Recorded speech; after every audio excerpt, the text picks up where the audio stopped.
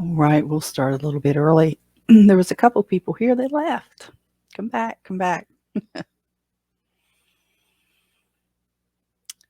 This is Friday, February 17th, live and unscripted. A little early this morning because I have a checkup doctor's appointment here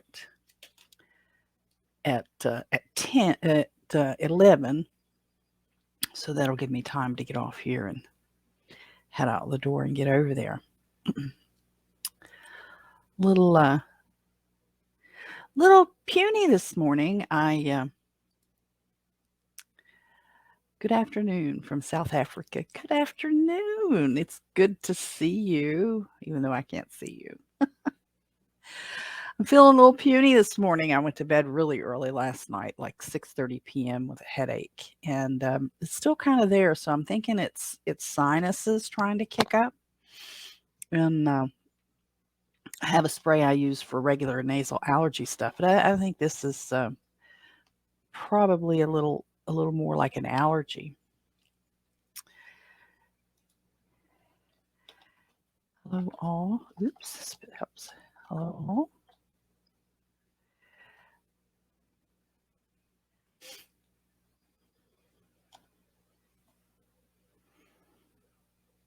Oh, all righty.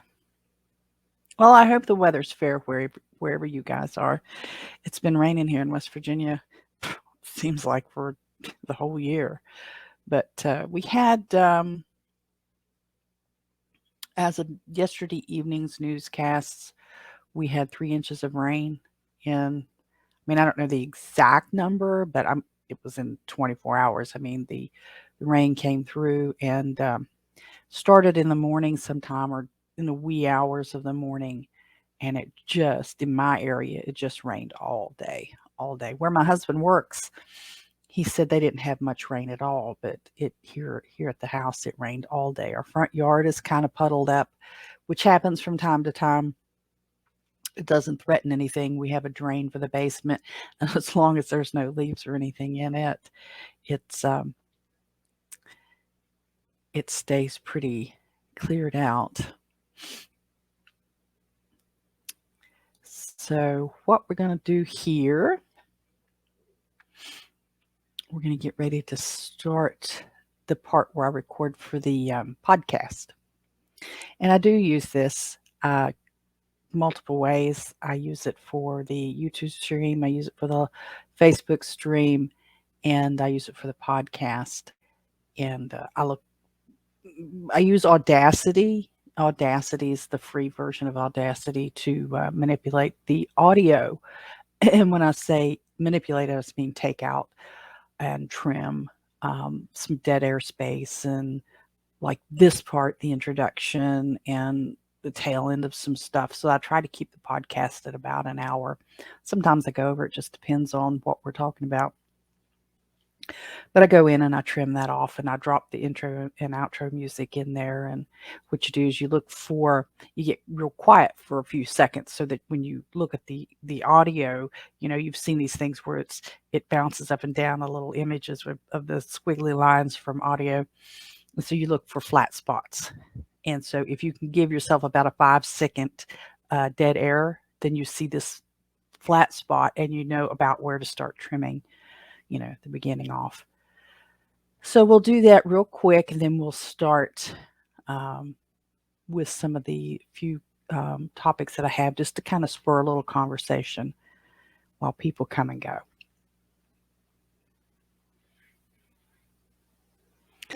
So this is the February 17th, 2023 edition of Live Unscripted. It's the 38th podcast that we've done here at the Holstein House podcast. And we're starting a little early today because, I went to bed with a headache last night, which doesn't really have anything to do with it. But I went to bed at 6:30 and then slept through, except I did get up. Bob, the dog, wanted up to go out at about 2 o'clock. But he'd gone to bed too. When I went to bed at 6:30, he came upstairs. So he hadn't been out. So about 2 o'clock in the morning, he needed out. So I let him out and we went straight back to bed, and I slept through till 4 o'clock this morning. So I I got a lot of sleep last night, pretty decent sleep too, but I still have a little bit of the headache hanging on. But we'll muddle through today. We'll muddle through today. It'll be just fine. Grateful for the rain. We're in a drought. Hi, I don't know how. Do you want me to call you Ronaldo, the eye dude, or what? How do you want me to address you here, darling? We've had not drought. West Virginia is almost a rainforest. Um, Early on in the podcast, I quoted the number, and I can't remember what it was. Ronaldo, okay. But we're like, on average, if you compare the average rainforest rain amount and the average rain in West Virginia, we're like a couple inches from being a rainforest. It's just crazy. But we haven't been in a drought, but we had several days of dry weather, which I was very grateful for, because it gets really slick out in the chicken run, and even with the tarp over the way it is, it still gets because the water just kind of it's on a little bit of a slant, so the water kind of seeps down. But and with this much rain and very little dry between it, it gets kind of ugly in there and stinky. Stinky, not all the time, but if we have a tremendous amount of rain and it can really get bad in there. I want to let the birds out today, but the temperature's dropping so fast, which is something else I think has to do with my headache. It's just this big swing in the barometric pressure. It was, oh gosh, it was in the 70s a couple days ago. This morning when I got up, it was like 53 Fahrenheit, and it's 44 out there now. So in 6 hours, not even quite 6 hours, it's dropped quite a bit. So 9 degrees, I guess. My math's not very good at all. It's good to have you, Ronaldo. Did you see? I know you emailed me about the Telegram group, but did you see the one where I asked you about coming on to discuss Bitcoin? I did send one the other day, so if you hadn't seen it, it's out there somewhere in cyberspace, because I would like to get you on. And the way it works is I'd send you a link. I could send it through Telegram, or I can email it to you, either way. And you don't have to have a camera, because you just don't have to, but it works better if you do. And then when you click the link, it brings you into the StreamYard. You don't have to download StreamYard. You don't have to have an account with them or anything. And then we would have a split screen. You've seen those before. And we just, I wouldn't hit record right away. I'd make sure you're comfortable with what we're doing and then hit record. We could do it live or not do it live, either way.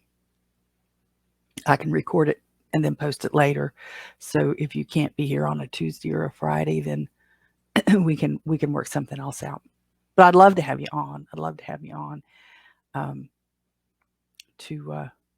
I think my signal is kind of weak today too. I've got one of those. We can chat on Telegram. Yeah, we can chat on Telegram. I've got one of those weird little symbols on my screen that suggests that my signal's weak, which is odd, because unless it's something out there, there's nothing going on here at the house. There's nothing running here today that's not always running. And a matter of fact, a lot of stuff that's not. I've got over-the-air television going on right now. I don't even have the streaming television going on. Yeah, we can chat on Telegram. That's fine. So some of the things I want to kind of chum the water, as they say in fishing vernacular, as far as topics today. A little bit on content as far as YouTube and TikTok and Clapper videos and stuff. Still going through getting ready to get rid of DirecTV, and a little bit on the Ohio train derailment. Maybe that's kind of touchy. That's a mess. the rain. We've been kind of talking about rain. And I've started a Hipcamp account to go with the Airbnb and the B&B, and just some stuff or anything else you guys want to kind of chat about today. One of the great video and audio, perfect. Okay, thank you very much. It just has, on my end, it'll have a little, you know how that little Wi-Fi symbol, the V with the little things going off of it that you get on your phone and stuff.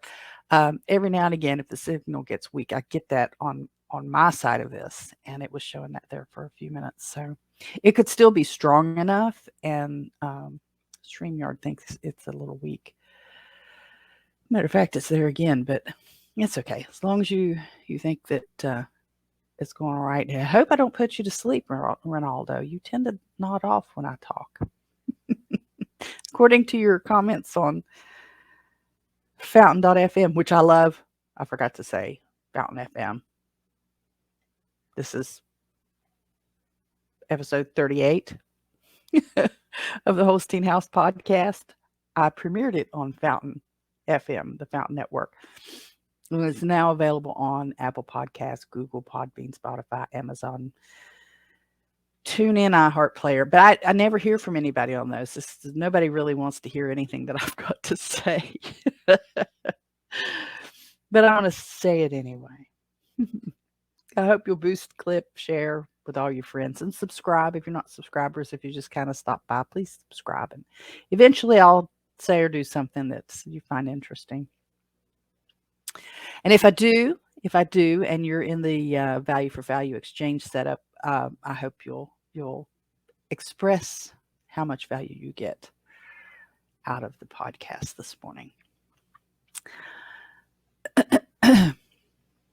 Wide awake. So what did you say? It was 7 hours difference? So it's about 3:30, 4 o'clock out there. I had a pen pal in South Africa. I wonder if you know her. No, I did in I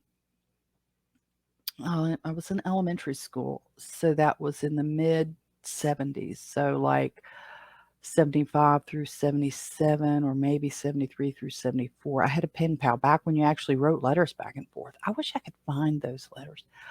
I can't imagine I got rid of them. But and I can't think of her name. I can see she sent me a picture, because you trade pictures when you're pen pals. That's something that they should start again. Real letter writing pen pals. Daggone, what was her name? I can see her just as clearly as the picture of her. But she was in Cape Town.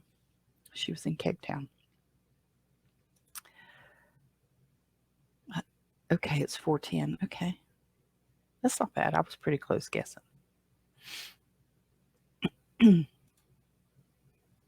But as far as the, I was touched on, I've started a Hipcamp account. And Hipcamp is an online place. It's kind of like, it's a lot like Airbnb, only it's designed for campers. And according to their pages, this is their language. Hipcamp's an online market company that offers outdoor stays and camping experiences via website and mobile app. Private landowners primarily list campsite, RV spaces, cabins for users to discover and book based on listing type, location, landscape, activities, and amenities. What am I offering on Hipcamp? Honestly, I'm just offering a spot for a tent camping spot, and an RV or camper van, small RV. We're talking Class C, small Class C, or camper van parking spot. I'm offering them both under the Holstein House brand. And guests would book through Hipcamp and have a safe spot to spend a night or two, maximum of 2. We're not a campsite, just kind of a spot to rest during travels through West Virginia. And I'll have the link will be in the show notes. If it's not already, I'll have to adjust those. So I learned about Hipcamp through the Lots Project, Brian's website or YouTube. and asked him about it and was talking to him about it on Telegram this week, and got to thinking, but it's something I actually had thought about, but I'd never heard of Hipcamp. So I messaged with him a little bit about it and said, and I actually had a consult with him, just kind of, talking to him generally about stuff.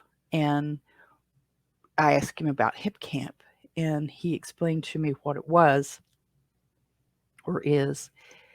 It really was what I was thinking about last, well, I kind of thought about it last fall, but then the holidays, and then I started thinking about it again after the first of the year, because I have a couple places where people could put a tent if they're just traveling through. So national forests and stuff are few and far between. If somebody is camping and they're coming through along the West Virginia Turnpike, there's not a lot of places really that you can camp right now.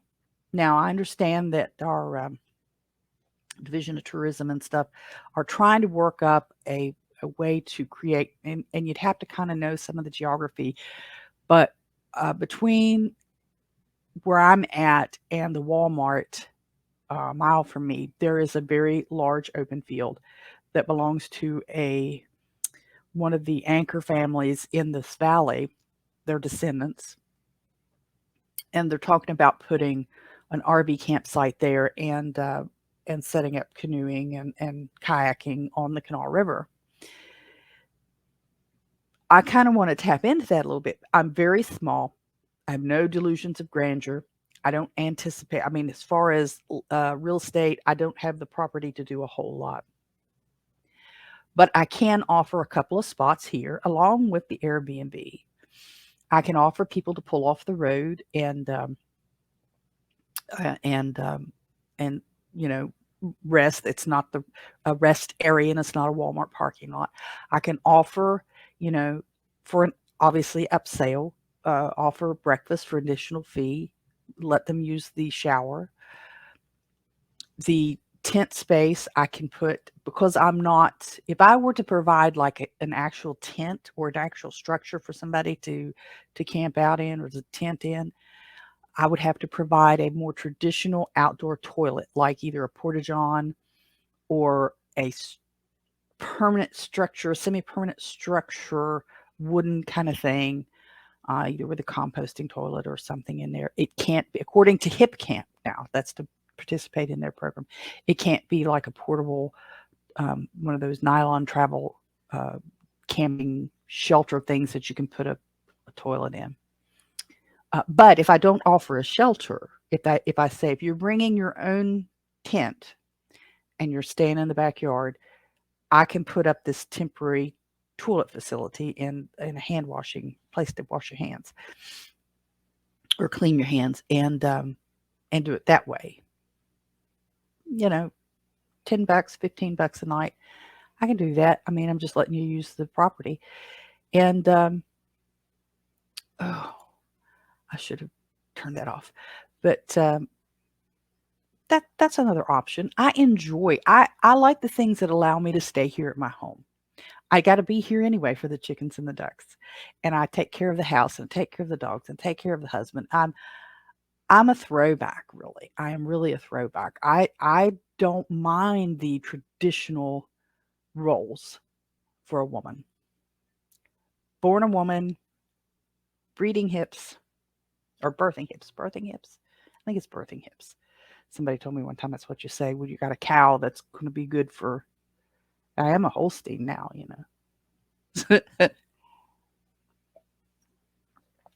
Anyway. But anyhow, I enjoy being here. I enjoy taking care of the home, and I enjoy working to get some improvements to the home. And I don't mind I enjoy the life that I have right now. So if I can help bring in some income to the house while doing these things, yay. And I'm going to do that. Well, I'm going to try. I don't know how well it'll work. Oh, Telegram is just blowing up over here. Josh has his Meeting of the Minds daily commentary up there. I can't listen to it because it's he does a voice recording on it, and I can't play it right now. I wish I had the patience for gardening. Lazy garden for sure. Gardening is just a challenge. It can be a challenge. Even a container garden can be a challenge.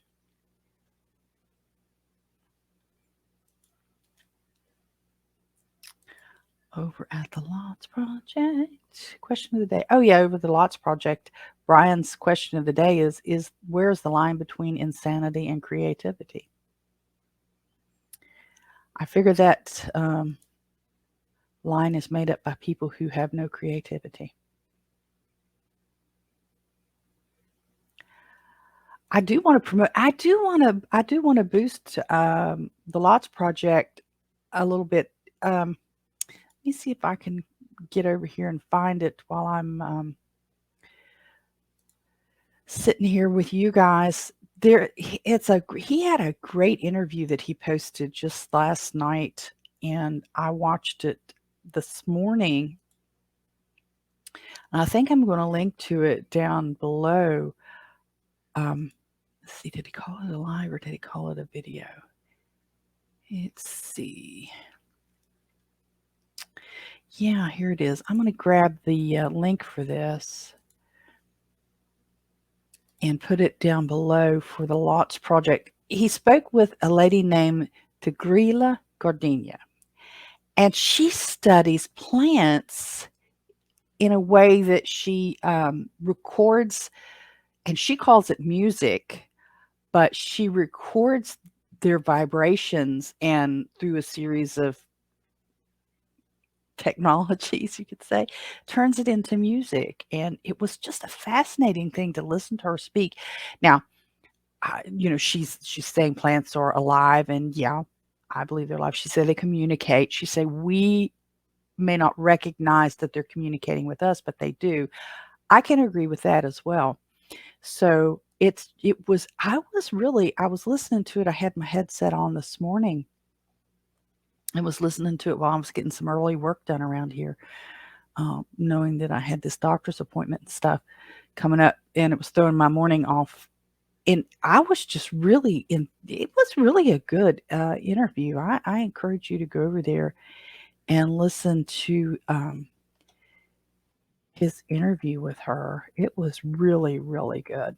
So it's going to be under the Lots Project in the show notes below.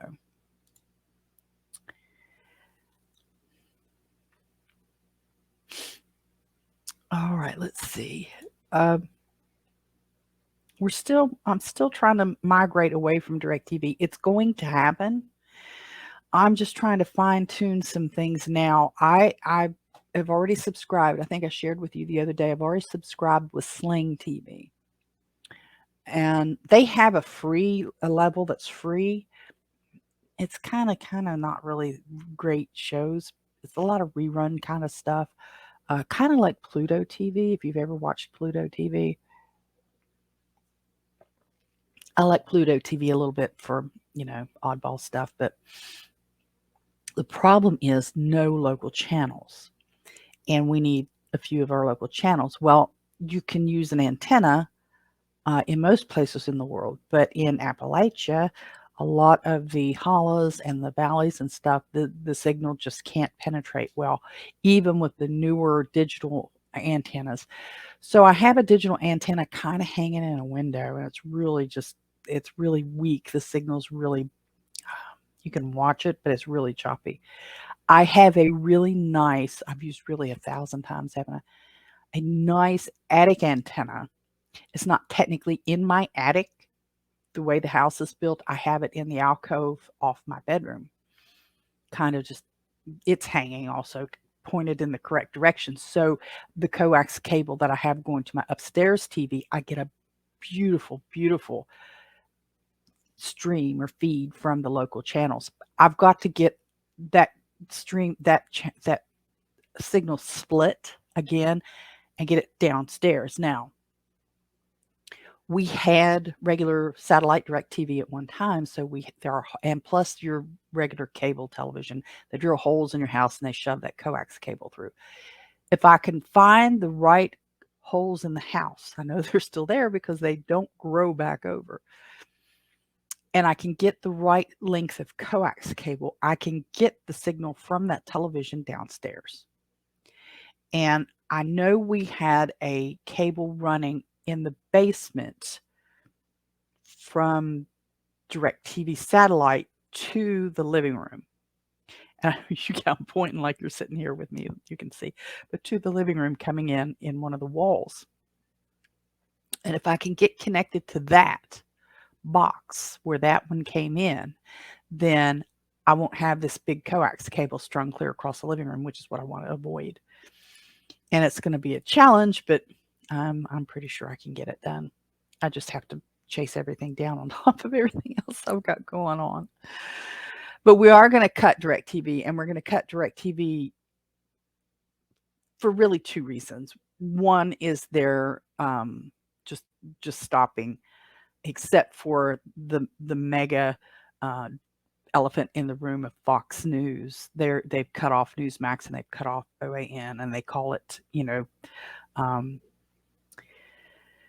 I think they cut OAN. They claimed it was a misinformation station or something like that, and they cut Newsmax because they said that it was a pricing. They couldn't agree to a pricing. I think they're doing it. I think they're doing it for a different agenda. I really do. And I don't get into a lot of conspiracies. I don't think it's a conspiracy. I think it's a fact. And their price, they're just off I just pay way too much money for that service. And I can just do better. And I can put that savings into something else here at the house. We're going to eventually need, I want a back porch enclosed like a mud room. There's a makeshift back porch there now, and I want it enclosed enough and make it a mud room and have my deep freeze out there and move some pantry things out there so that I'm not constantly running up and down the stairs of the basement. I've learned not to like basements since I've lived here. I just don't like it. I don't mind a multi-story house, but I want all my kitchen stuff where I can get to it. I don't want to have to run up and down the stairs. I just don't like it. I had no real experience with a basement when we first moved here, so I thought, oh, this is going to be neat. This is going to be neat. And the more I'm here in this house, and the more I'm the one running up and down the stairs to do stuff, the more I don't like it because I'm up and down the stairs all the time, and I just hate it. I just hate it. So that money can go towards things here that can be better done rather than on television. And if I did my math correctly, except for not having the local stations, which I have the ability to get anyway, I can save about half on my television bill by going to Sling TV. So it's going to happen. I need to step up my getting that local access downstairs. I need to get that stepped up. The guest room has really awesome, and the guest room is also on the antenna that's upstairs. So that signal split, and the guest room's on it. So if they want to watch if they want to watch television, the television in the guest room has over-the-air television. Very awesome. About every 2 weeks or so, whenever I go to turn the room, I run a new scan of the television channels to make sure it's all, because sometimes they do updates and you got to rescan them. But plus there's also Wi-Fi. If they want to stream stuff on their computers, there's a guest access for the Wi-Fi. So our guests have access to whatever they want to watch. Let's see what time. Oh, it's 9:30. So I was talking about the weather a little bit, and I was touching base with folks on the Facebook, and there's a couple areas right around me that when we get rain like we got in the last 24 hours, it floods. If we get half the amount of rain we got, in the past 24 hours, it will often flood. And one of them is a really deep underpass near a chemical plant. And it comes off US Route 60 and goes under, and it's really deep, and it's also along a creek, and it may be over the creek. That piece of road might go over. I'm not sure, but it connects anyway because there's a drain there. And that underpass will flood a lot.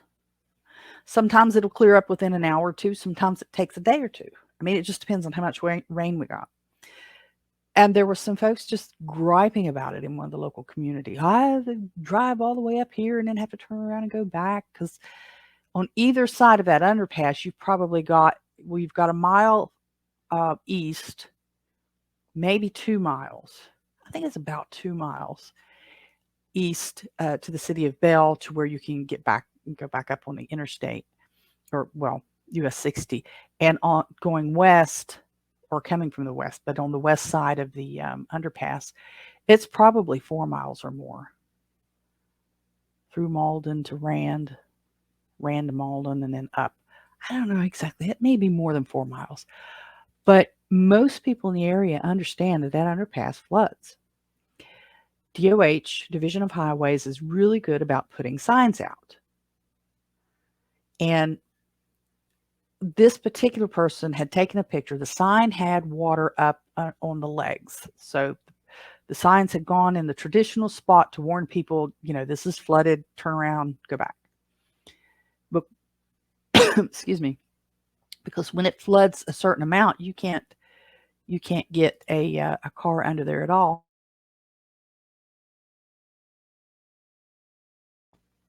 And folks were, oh, good morning, Steve. How are you? What kind of flooding am I coming back to?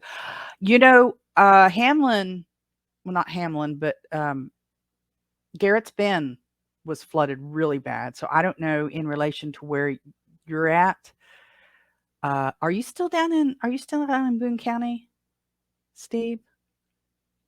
But we had about 3 inches of rain in Canal Valley yesterday. It was a lot more.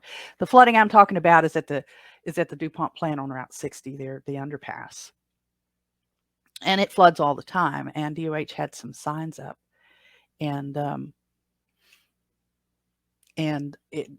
it got up, not over the signs, but it got up under the signs, and people were griping about it. And just the general point of this this topic was, be glad there was a sign there at all.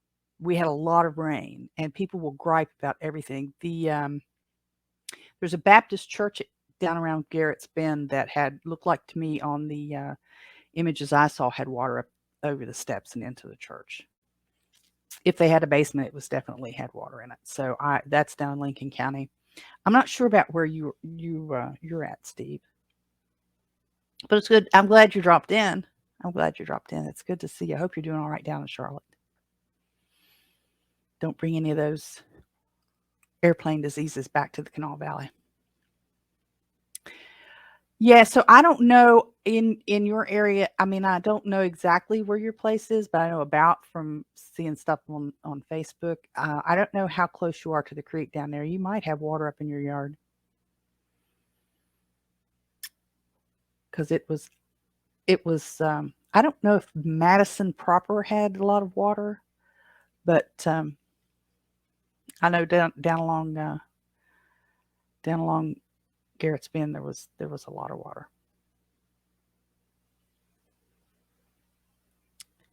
And it's obviously it's going to the canal and going out. Was it historic rainfall? Well, there was a comment on one of the news channels that it was historic rainfall. And I don't know. I was trying to find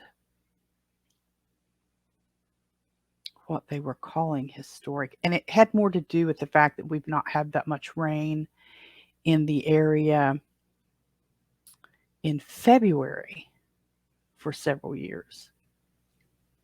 I don't see, where did I put that? Dang one. I have this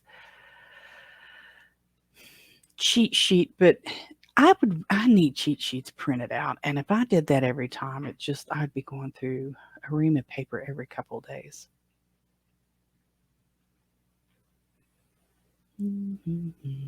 Sorry, guys.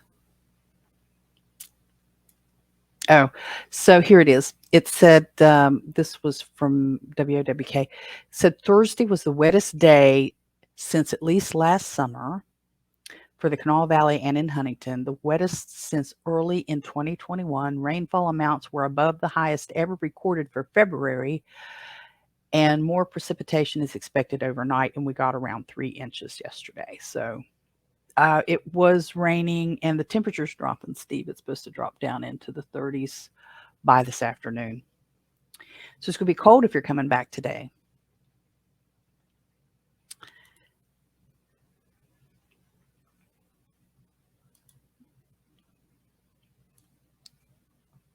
So I'm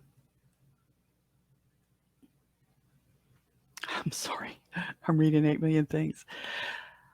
I had a request to book the room. And of course, I was already in bed with a headache, but someone wanted to book the room last night, and they requested it about 7:30. I have instant book on Airbnb, and that means that if you meet certain criteria, which isn't a whole lot, you've had at least one other stay, and you've got your valid ID and stuff with Airbnb, you can just book the room. You can just go on in and book the room. I have a couple of restrictions on it. One is that you can't book it the day you're coming in. So if you want to stay tonight, you can't book it today. You would have had to book it yesterday. And part of the reason is exactly what happened last night was I was already in bed. The room is ready. The house is I need to pick up a little more. I've had a lot going on the last couple of days and need to get some stuff tidied up. But the room's ready. But I was in bed. And if I didn't have some restrictions on the instant book, then the person would have been able to book the room last night and was showed up on the doorstep, 8 or 9 o'clock. And here, I'm already in bed. So I do have some restrictions for that reason. And I know it can be frustrating for people who are wanting to stay or catch themselves. This person had mentioned that they had been to some auctions in the area and just couldn't make it back home and just wonder if they could stay here, just for the night. And had they, I get it. I get it.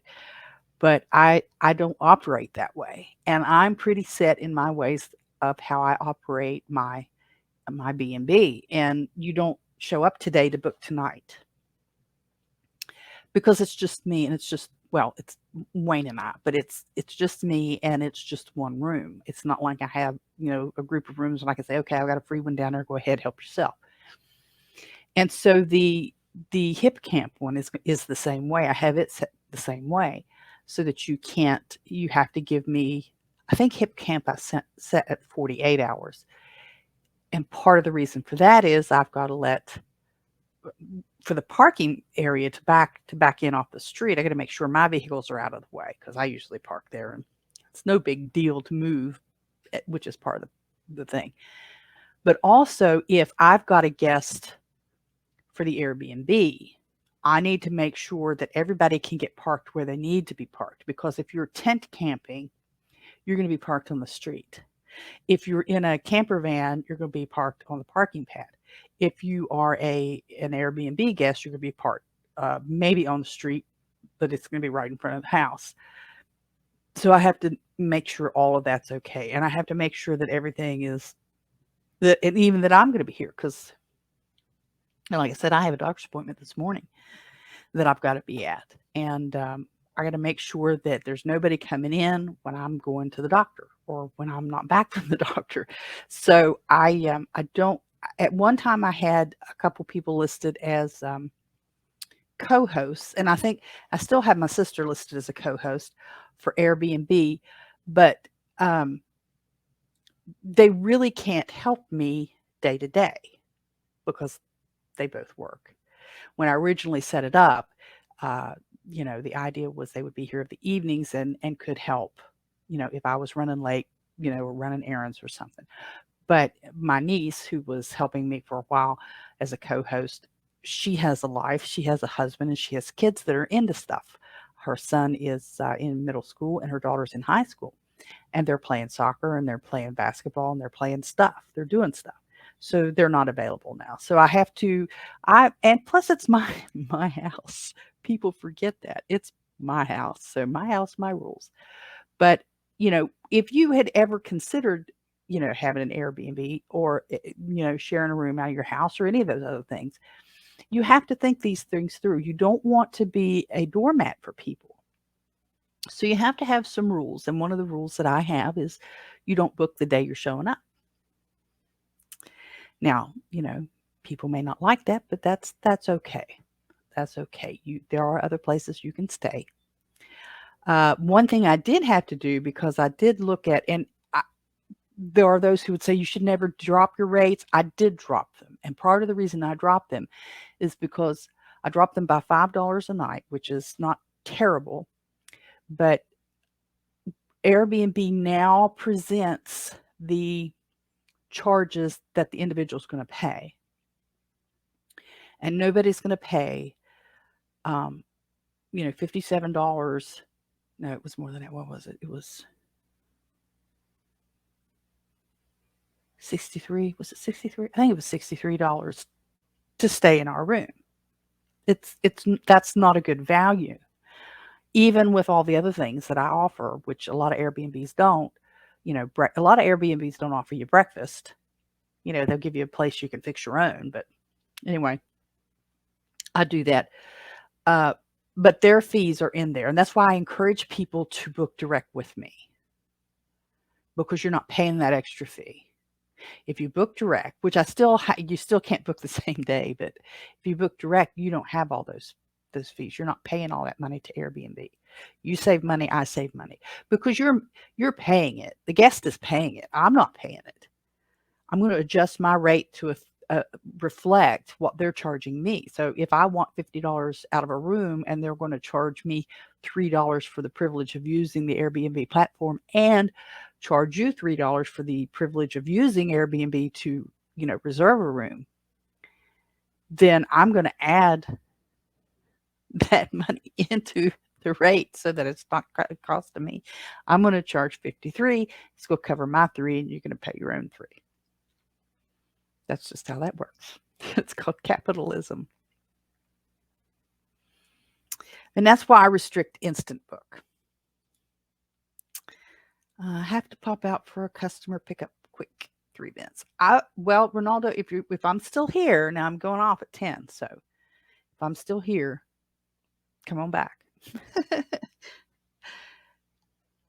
So now I kind of hate to discuss the mess over in Ohio, because it's just a no-win situation over there. Bless their hearts. They just, the people over in Palestine, Ohio, they're just in a, you can blame Norfolk Southern. And you can also say this was strictly an accident.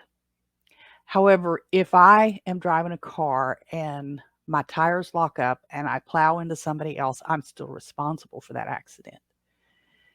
And, I could have done everything I could possibly have done, maintenance wise, to prevent that. And it still happened because of a failure of equipment. Now, what they were saying early on, and as far as I know, they're still saying, was that a bearing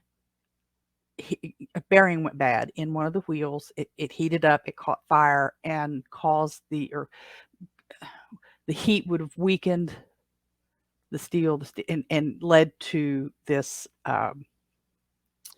train derailment. I can get that. My dad and my grandfather were both welders and fabricators, and Dad can design. He built a ship for somebody, or a boat. I don't know what the difference is, a ship and a boat, but it was big. It was bigger than my house is, and it had the big thing, and it's out somewhere on the Mississippi now, I think. But he built this big boat for somebody, and he bent steel, he welded steel, he heated steel. I mean, he has built mine escape hatches. He's rebuilt wrecked trailers for 18-wheelers. I mean, I've watched him, you know, force metal to do what he wants it to do with heat. If metal gets hot enough, it will give. So I don't know. It would be, it just would be guessing. But if you've ever seen an 18-wheeler go down a road and you've seen the wheels glow hot because the brakes are stuck, or if they're going downhill, and the brakes get hot and they catch on fire, these things happen.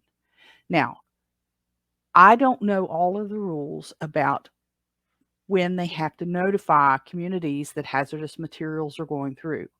I've always assumed that everything that was on the train, on the gondolas or the flats or the tanks or whatever, could be potentially hazardous. Always have thought that.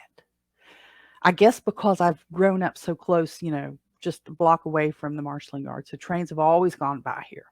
And they were coming from the coal mines, and they were going to the chemical plants. And I mean, they just had all kinds of stuff on them. Even sometimes people, because when Ringling Brothers was a thing, they were going up and down this railroad, and they would stay in the marshalling yard. So it's just awful what's happened to those folks, and I can't blame them for being furious. The guys from Norfolk Southern not showing up the other day, I kind of get that, because those people were really angry. And those kind of meetings can get very ugly very quick because their emotions are so high right now. Why the federal government representation isn't there, I don't know. But I can tell you they're not in place because of my vote. I didn't vote for this administration. I'm not going to get real political about it, but I didn't vote for these people. And I'd like to think the ones that I did vote for would have been there. I watched a little bit of Fox News channel's The Five yesterday. Not a whole lot of it. I just can't watch a lot of it anymore. But they were going wild about, we now know that the federal government's not going to be there for you. Well, the federal government hasn't been there for people for a long time. If you remember Hurricane Katrina, I mean, it goes back even further than that, but that was the first one that popped up in my mind, maybe because of all the rain we'd had the past few days. I don't know, but I thought, those poor people down in Louisiana, down in the football stadium, where was the federal government for them?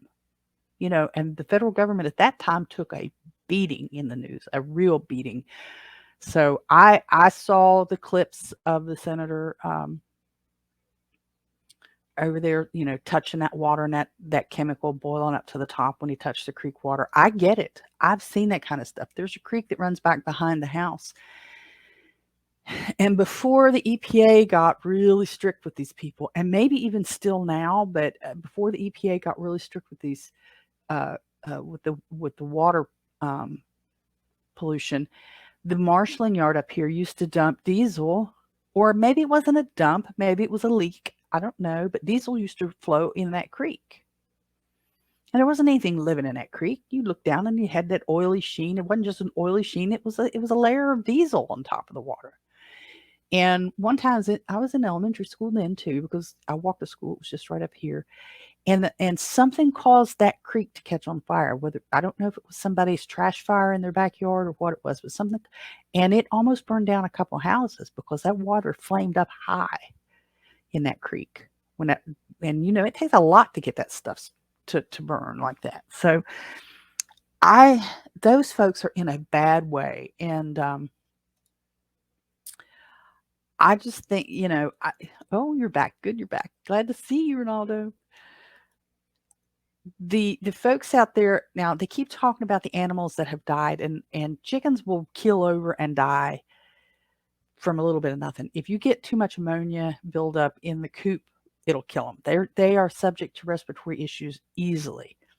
And that's why you used to hear stories here of canaries in the coal mine. The coal miners had back, it's been a long time, but they had canaries in a cage. And if those canaries keeled over, they got out of there because the canaries would die from gases in the coal mines before people would notice that they were there and before they would explode, because some of that stuff you can't smell. And so if that canary keeled over, they got out of there. So the animals dying from the fumes, I get it. I understand it. I mean, it's awful, but they die and from stuff like that. So, Norfolk Southern's going to have to get on the ball, and the federal government's going to have to get on the ball too to help those people. I don't know why. As of this morning, FEMA was not helping out over there. And FEMA should be helping. And if they have to turn around and send an invoice to Norfolk Southern and say, you're responsible for this, pay up, fine. But get in there. FEMA's got disaster services right now ready that should be able to get in there and help those folks. Now, the next question is, do they rebuild there or do they offer to relocate them?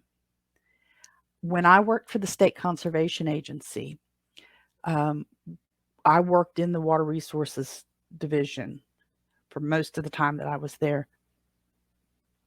Excuse me. And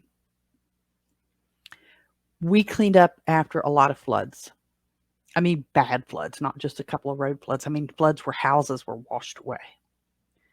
And we worked on the streams mostly, the state did. And what we would see were people who were in flood-prone areas that would frequently get lots of water, not just a little bit of aggravation in your front yard like I've got, but stuff that would move outbuildings and move houses and damage cars. They would rebuild right back in the same place because that was home. And it didn't matter that the chances of them being flooded again, was very high. They wanted to rebuild right back home. And FEMA at one point, I don't know if they still do or not, because it seemed to me I saw a headline that they were being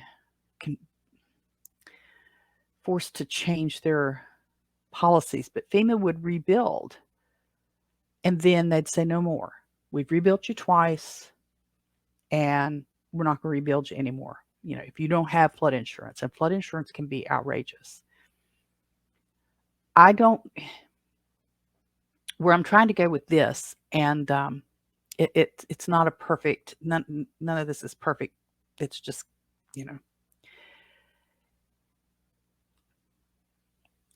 when people live in areas where there's a high probability of them losing everything they've got, they should not be encouraged to move back there. Now, these folks in Palestine, Ohio,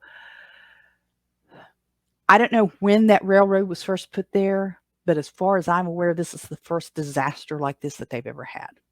I know trains derail, and it's not always disastrous, because I had one over here about 10 years ago.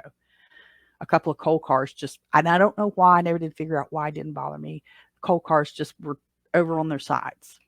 And they went in there and they got the coal cars up, cleaned it all up, and went on with their life. Had it been a chemical tanker, it'd been a lot different. But the coal car, I don't know I just don't know. But anyway, they live in an area that has high potential because of the railroad going through there. But the number of catastrophic derailments, as far as I know, this is the first one for them. So you're looking at,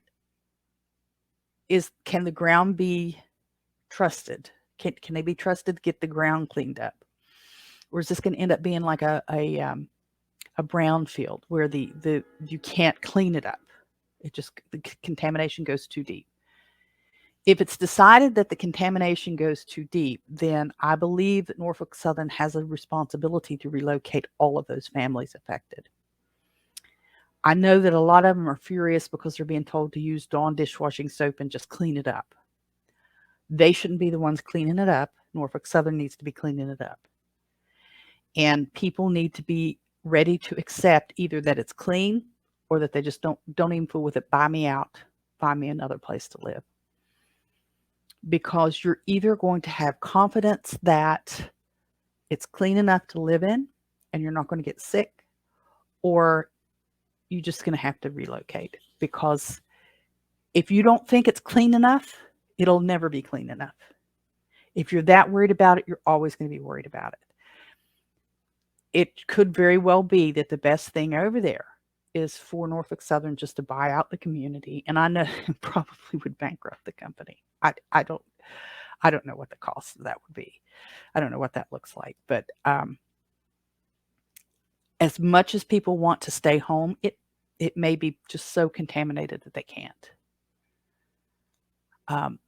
If that chemical is down below that water to where, you can take a stick and you can drag it through that water and up comes this oil, looked like oil to me. It may not have been oil, but could have been diesel, I guess, but I don't remember them saying diesel. But yeah, it's they need to consider buying those folks out. We're coming up on 10 o'clock, so I'm going to start to wind down. I really appreciate everybody chipping in this morning. It was live unscripted, so you got exactly what you paid for. If you ask a question, I tried to answer it. So I'm going to start winding down there. And what I'm going to do here is just give a couple of seconds of dead silence so that I can clip the podcast off there. I really appreciate you guys spending time with me today. And we will see you on Tuesday.